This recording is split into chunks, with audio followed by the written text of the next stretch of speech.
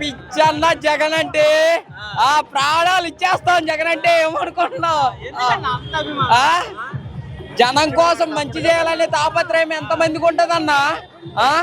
జనానికి మంచి చేయాలి, అన్ని కోట్లు పెట్టుకొని అంత చేసుకొని జనం కోసం ఎండలో తిరిగి ఇన్ని సంవత్సరాలు కష్టపడి తల్లిదండ్రులను వదిలి కేసులు పెట్టుకొని జైల్లోకి పోయి ఇంత కష్టపడి ఇంత చేస్తున్నాడు. తనకు అవసరం లేదు. జనం కోసం, జనానికి ఏదైనా చేయాలి, జనంలో మనం నిలిచిపోవాలి, దానికోసం మాత్రమే చేస్తున్నాడు. అందుకనే పిచ్చి.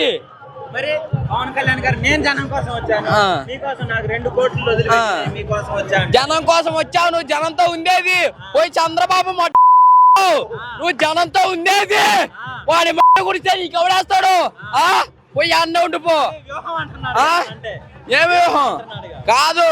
ఎన్నాళ్ళు వాడు మోచేది నీళ్ళు ఆడమేనా? నువ్వు వచ్చినావు, నిన్ను నమ్మి ఓటేయాలంటే ఏది? నువ్వు నిలబడాలి. ఇంకొకరు నిలబెడితే నిన్ను నమ్మి ఎందుకు వేస్తావు ఓటు? వెయ్యం.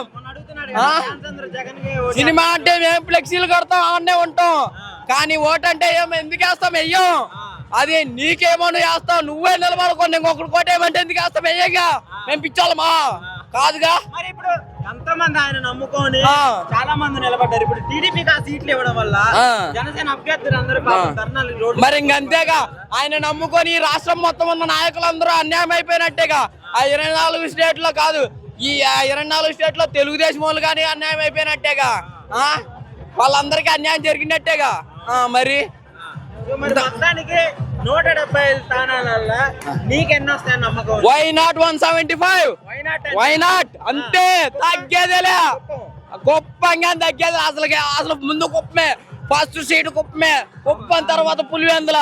అంతే, ఫస్ట్ కుప్పమే. ఆ లెక్కింపులో చూసుకో, ఫస్ట్ వచ్చే సీటు కుప్పమే. ఒక్క మాట చెప్పండి. జగన్ గారిని తిట్టేటప్పుడు నీకు ఎలా అనిపిస్తుంది? అంటే బట్టలు తీసుకొడతాను అంటాడు పవన్ కళ్యాణ్ అన్నా. నోరున్నోడు 100 మాటలు అంటాడన్నా. కుక్క మురుగా ప్రతిదానికి మనం పట్టించుకుంటా బాలేమన్నా. ఆరిపోయే దీపానికి వెలుగు ఎక్కువ. ఎంత ఇదిగో ఈ 4 రోజులే లేదు. అది ఆ తర్వాత సభ పెట్టుకోవడానికి కాదు కదా, రోడ్డు మీద తిరగడానికి కానీ ఛాన్స్ ఉండదు. ఇంకా పోయా హైదరాబాద్ లో ఉంటాడంతే. ఈ ఏపీలో తిరగడానికి కానీ ఛాన్స్ ఉండదు. ఇంకా ఆ బెయిల్ గాని క్యాన్సిల్ అయిపోయింది. ఈ 4 రోజులు అయితే ఆ బెయిల్ గాని అయిపోయింది. ఇంకా పోయి ఆ జైల్లోనే ఉంటాడు. ఇంకా బయటకు వచ్చేది ఉండదు.